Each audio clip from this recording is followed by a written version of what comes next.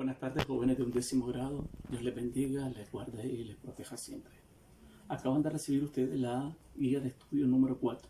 En ella hay varios contenidos, pero voy a enfatizar en el contenido de gramática relacionada con el sustantivo. En esta guía de estudio se les ha presentado un concepto de lo que es el sustantivo. Y además de ello, las diferentes funciones que esta palabra puede desempeñar en la oración.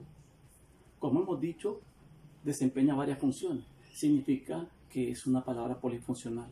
La podemos encontrar en cualquiera de los dos constituyentes de la oración. Bien puede ser en el sujeto, bien en el predicado.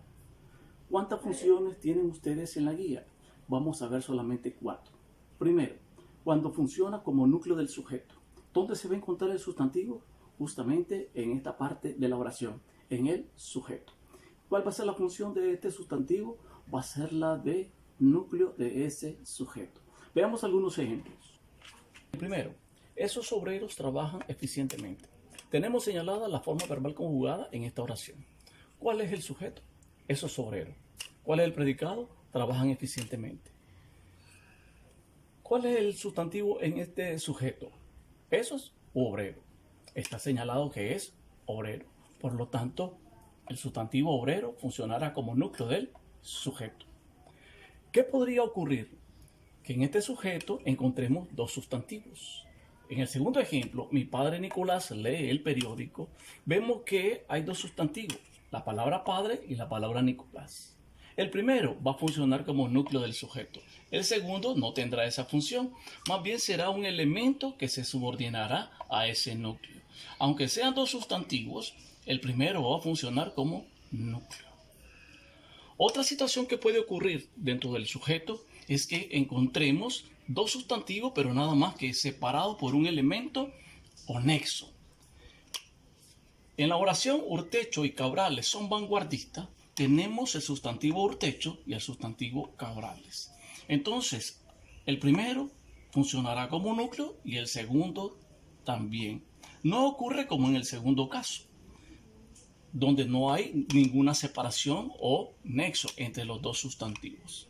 Entonces, aquí tenemos la primera función del sustantivo, como núcleo del sujeto. La segunda función del sustantivo es la de núcleo del objeto directo. ¿Qué es el objeto directo? Es un complemento del verbo. Por lo tanto, siempre se va a encontrar en el predicado. Es tan importante que sin él la oración resulta sin sentido o bien agramatical. Si nosotros decimos, mi padre Nicolás lee el periódico y omitimos esto que se considera objeto directo, entonces decimos, mi padre Nicolás lee. ¿Tiene sentido? No. Ella quiere a Juan. Si omitimos esta parte de la oración, decimos, ella quiere. Pero la oración todavía resulta agramatical. Es decir, que le hace falta tener sentido. Así pues, es de importante el objeto directo. Mientras se vaya haciendo el análisis, vamos a ver cómo es que se reconoce este complemento del verbo. En el primer ejemplo, mi padre Nicolás lee el periódico. Vemos que la forma verbal conjugada es lee, el sujeto, mi padre Nicolás, y el periódico sería el objeto directo. ¿Cómo lo reconocemos? Se puede sustituir por el pronombre lo o el pronombre la. Cuando decimos que se puede sustituir, a la hora de demostrarlo, vamos a leer la oración, pero sin considerar este complemento. Lo que vamos a hacer es leer el pronombre por el cual ha sido sustituido. Mi padre Nicolás lo lee. Entonces, como resulta que esto se pudo hacer la sustitución, entonces el periódico asume la función de objeto directo. Y el sustantivo periódico que está formando parte de ese objeto directo asumirá la función de núcleo. En la segunda oración, ella quiere a Juan. Ella, el sujeto y núcleo del sujeto, quiere la forma verbal conjugada y el complemento a Juan sería el objeto directo. ¿Cuál es el complemento? ¿Cuál es el pronombre por el cual se puede sustituir? El pronombre lo. ¿Por qué? Porque Juan es un sustantivo masculino y está en singular. Por lo tanto, vamos a probar sustituirlo por lo. Y decimos, ella lo quiere. Como se pudo hacer la sustitución, entonces a Juan resulta ser el objeto directo. Y el sustantivo propio, Juan, asumirá la función de núcleo. Tercer ejemplo. El amor vence al odio. El amor, el sujeto. Amor, por ser un sustantivo, es el núcleo de ese sujeto. Vence, la forma verbal conjugada. Al odio sería un complemento de ese verbo y por lo tanto el objeto directo. ¿Por cuál de los pronombres lo vamos a sustituir? Como odio es un sustantivo masculino y está en singular, vamos a sustituirlo nuevamente por el pronombre lo. Y decimos, el amor lo vence. Al haber sido posible esta sustitución, entonces al odio es el objeto directo. Y el sustantivo odio asumirá la función de núcleo de ese objeto directo.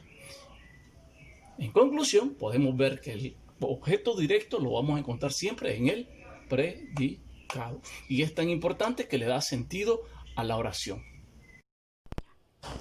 Otra de las funciones del sustantivo es la de núcleo del objeto indirecto. El objeto indirecto, al igual que el directo, se va a localizar en el predicado. Significa que es un complemento más del verbo. En el siguiente ejemplo, la joven escribió al director. Tenemos como sujeto, la joven escribió la forma verbal conjugada. Al director del proyecto sería el complemento indirecto. ¿Cómo sabemos que ese es el objeto indirecto?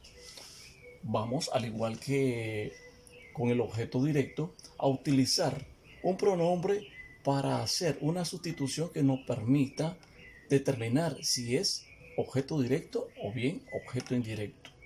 En este caso, este complemento va a ser sustituido por el pronombre le. Cuando hagamos la lectura de la oración, no vamos a mencionar el complemento, solamente vamos a utilizar el pronombre le. Y si admite dicha sustitución, significa que este complemento tiene función de objeto indirecto. Y decimos, la joven le escribió. Como admitió ser sustituido por el pronombre le, todo este grupo de palabras está funcionando como complemento indirecto. El sustantivo director estará asumiendo la función de núcleo de ese objeto indirecto. En el siguiente ejemplo, Isabel entregó la carta a Tomás. Vemos que el sujeto es Isabel y a la vez núcleo de ese sujeto. En el predicado tenemos la forma verbal conjugada y tenemos dos complementos. Un complemento directo y un complemento indirecto. Recordemos cómo reconocemos el objeto directo. En este caso tenemos un sustantivo que sería la palabra carta. Es un sustantivo femenino y lo vamos a sustituir por el pronombre la. Y decimos, Isabel la entregó a Tomás. Como se puede sustituir por el pronombre la, entonces efectivamente esto es un objeto directo. Ahora nos queda analizar el otro complemento, a Tomás. Como se puede utilizar el método de sustitución, en este caso el pronombre le, vamos entonces a sustituir. Y decimos, Isabel le entregó la carta. Como todo este complemento admitió el pronombre le, significa que dicho complemento funcionará como objeto indirecto. Tenemos en este objeto indirecto un sustantivo propio, que en este caso sería Tomás, el cual funcionará como núcleo de ese objeto indirecto.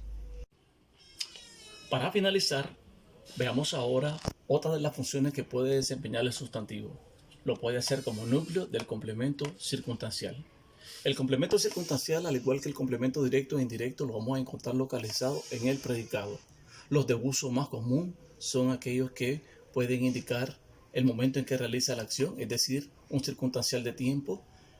Aquellos que nos indican el modo en que se realiza la acción, es decir, como circunstancial de modo, o bien el lugar donde se realiza la acción. En este caso estamos hablando de el circunstancial del lugar. En este enunciado o en esta proposición se nos presentan los tres tipos más comunes de complementos circunstanciales. Analicemos. El verbo de la oración, han llegado. El sujeto, los muchachos. Núcleo de ese sujeto, muchachos.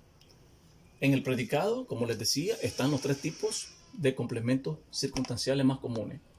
Esta mañana es un circunstancial de tiempo y la palabra mañana es un sustantivo que va a funcionar como núcleo de este circunstancial.